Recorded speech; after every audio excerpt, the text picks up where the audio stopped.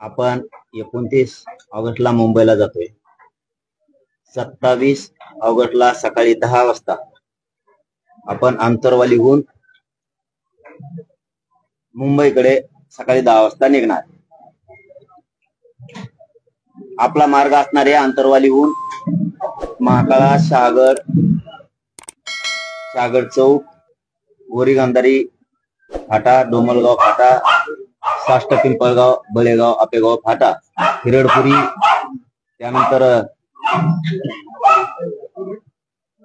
आंबट टाकळी, नवगाव, तुळजापूर, वडवाळी, आपेगाव, माऊलींच,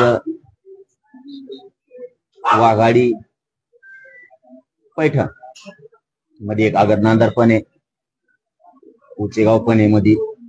या फाट्यावरून आपण सरळ पैठणला जातोय. पैठणहून पाटेगाव, गोठण मार्गे, गोठणहून आपण तळणी, शेवगाव, जिल्हा अहिल्यानगर. तिथून आपण पुढं वडुले, मळेगाव, सामनगाव, ढोरजळगाव फाटा, तिथून पुढे मिरीमाका, त्याच्यानंतर आपण पांढरी पुलावरती जातोय, जिल्हा अहिल्यानगरच. तिथून आपण पुढं शेंडी मार्गे कुठं अहिल्यानगरच्या बायपास मार्गे आपण कल्याण फाट्यावरती जातोय, ज्याला निप्ती चौक म्हणलं जातं. त्या निप्ती चौकातून पुढं आपण आळ्या फाट्यावरून नारायणगाव आणि संध्याकाळी 27 ऑगस्टला संध्याकाळी आपण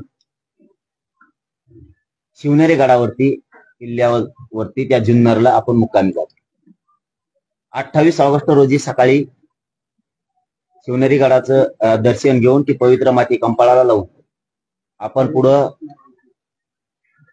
राजगुरू खेड मार्गे आपण चाकणला जातोय.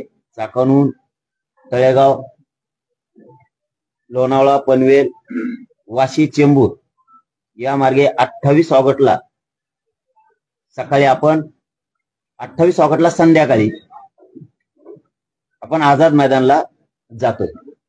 29 ऑगस्टला सकाळी 10 वाजल्यापासून तिथं आमरण उपोषण आपलं आझाद मैदानावरती बेमुदत सुरू होते मराठा समाजाच्या मागण्याच्या बाबत. हा झाला आपला एकूण मार्ग. पहिला जो रूट होता आपला, तर तो माळशेज घाटातून कल्याणला होता, परंतु आपण तिथून जात नाहीयेत कारण ती घाट इतका अवघड आहे. आपली एक आता शिष्टमंडळ गेलं होतं, त्यांनी तो घाट बघितला. प्रचंड घाट तो अवघड आहे, 10 फुटावरच सुद्धा दिसतो. कुणाला त्रास व्हावा या भूमिकेतून आम्हाला जायचं नाही. हा झाला आपला फायनल मार्ग. आपण माळशेज घाटातून कल्याण मार्गे जात नाही, तर आपण चाकण मार्गे जातोय. हे सगळ्या बांधवांनी समजून घ्यावं. आणि असं पाहिलं आणि कुणबी एक आहे. हा अध्यादेश, हा जार आम्हाला मंजुरी सहित अंमलबजावणी सत पाहिजे, त्याशिवाय आम्ही मुंबई सोडणार नाही. हे सरकारनं लक्षात घेणं गरजेचं.